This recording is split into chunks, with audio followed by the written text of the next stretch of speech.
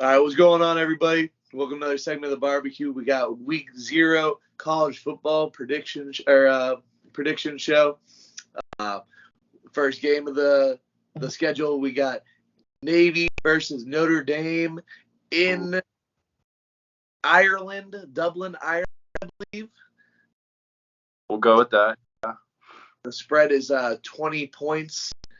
DP, who do you have? Well, as you can see, I got the Money Manziel jersey on because we're about to win y'all some money. Based off the fact, it's pretty simple here. You got Notre Dame in Ireland, the Fighting Irish, playing against Navy, who past couple years hasn't been that great. Finished like 3-9, 4-8. Haven't been a bowl eligible team. Notre Dame, I don't really know much about Notre Dame coming into this year, but if they're traveling all the way to Ireland for this game, they better cover. So I'll Notre Dame minus 20. Absolutely. You got to think everybody there, the locals wise, they're going to want the game to win because, come on, the Fighting Irish. Don't get me wrong, there's going to be a lot of people from America traveling to this game because who does not want to go to Ireland? So it's gonna be interesting. I hope that Notre Dame is wearing the green jerseys. I hope they are. That'll be awesome. But I think Notre Dame just has a lot to prove this year too. They had a pretty bad year last year. I think that they're gonna come out and make a statement, and I think they're gonna beat Notre Dame. Beat Navy by like 3, honestly. Yeah, I think it might be close in the beginning. Navy. I played against Navy when I was in college, and they like to control the time of possession. So it might be a slow first half, but I could see Notre Dame pulling away and on like the back door in the fourth quarter and second half. So I would. Don't get me wrong. I wouldn't be surprised at all if Navy makes this game even close. They always seem to have a strong team, but I just think Notre Dame's gonna want a statement here, and I think they're gonna cover that spread. Yeah, I agree. What about next? We got UTEP versus Jacksonville State. Jacksonville State, welcome to the FBS first game. We love Conference USA on the book. Big Conference USA people over here. But UTEP is favored by 1. I'll go first. You went first last time. I'm going to say Jacksonville State wins their first game as a FBS school. Okay. Wait, where's the game at? Who's the It is at Jacksonville State. That place going to be bumping. Was it Jacksonville +1? Yeah, +1. Yeah. I'm taking that to the bank. Yeah, I'm that might be my lock of the week, honestly. That stadium's gonna be rocking for their first FBS game, I think. Come on, that's a big deal. That's a really big deal. The Cox, the locks, baby. Yeah. So that was a quick one. We'll go to the UMass versus New Mexico State at New Mexico State. New Mexico State is favored by 8 points. This is just a great game all around. New Mexico State and UMass. These are like the two teams you pick when you want to do like a dynasty mode in NCAA and you just want a shitty team. That you put your creative players on and those are the only 2 good people. Yeah. So what? So it's at New Mexico State and they're -8. Yeah, and they're -8. I'll take.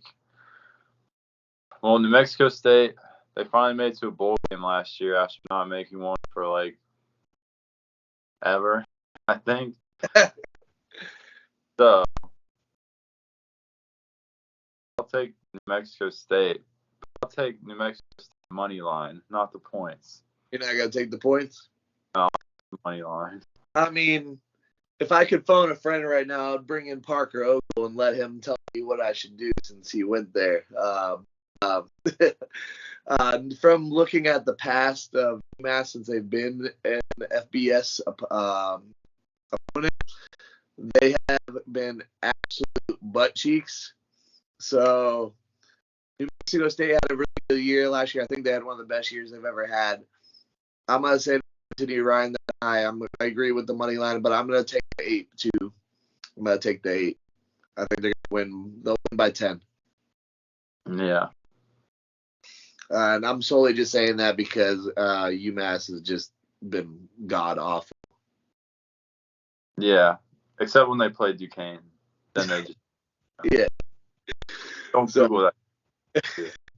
So next we got Ohio University Bobcats versus San Diego State fighting Aztecs. It's at San Diego State, and the spread is -3 San Diego State. At San Diego State. San Diego State's usually pretty solid. They normally have a solid defense at least. And Ohio lost to Duquesne like 2 years ago. But then they came back last year and had a really good season. Yeah, I was pretty sure they won the MAC last year. It was kind of funny because the year before Duquesne beat them, and then the next year FAU lost to them. So I was like, technically Duquesne's better than FAU. But I'd take San Diego State at home week 1 -3.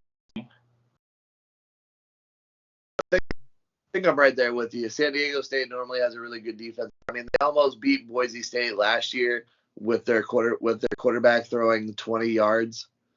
And I think they had under 100 yards of total offense. They had 3 defensive touchdowns, and they're up until the fourth quarter, and then lost. So, I didn't see anybody in the draft from San Diego State, so I'm assuming that they're bringing everybody back.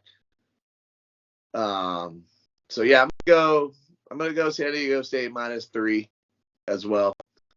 Yeah, I'm gonna solely go just because of how their defense normally is. Their defense has been pretty good the last couple of years.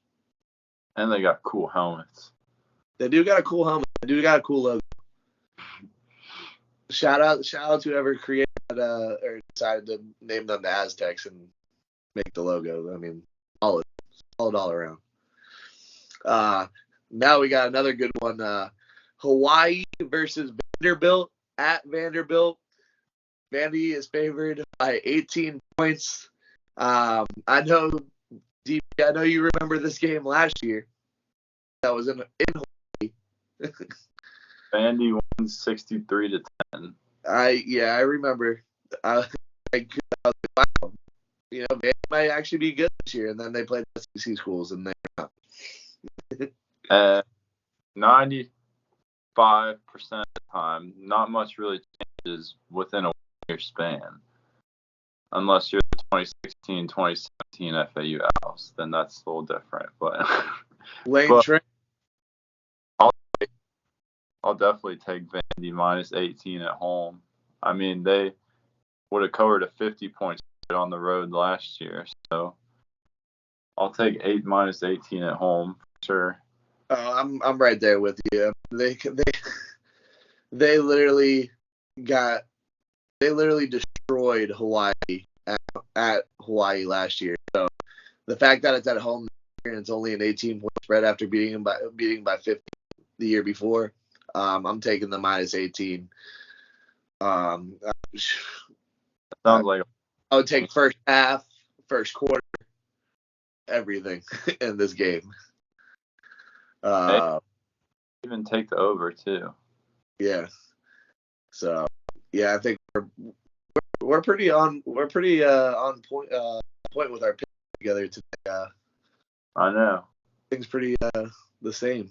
I think the only thing that we have different so far is you have the +8 for the UMass New Mexico game. No, I said money line. Oh, you just had the money line? Yeah, I said New Mexico State money line instead of money. Okay. That was the only difference then. Yeah. All right. So now we got San Jose State versus USC at USC -30.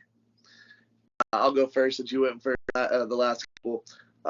Yeah, I'm taking the minus 30 100% with the Heisman Trophy, reigning Heisman Trophy winner. I am absolutely hammering that minus 30. They will be up by 30 by half. Probably, yeah. But something within me also says this might be a closer game than people think. And USC maybe comes out slow week 1. Some people are like, oh, a little weary on USC. So, I don't know. But San Jose State is like never any good. They did really well last year, actually. They made it to the bowl game. I think they lost in the bowl game, I'm pretty sure. But midway through the season, when their players died, and then they ended up winning the rest of the games after that.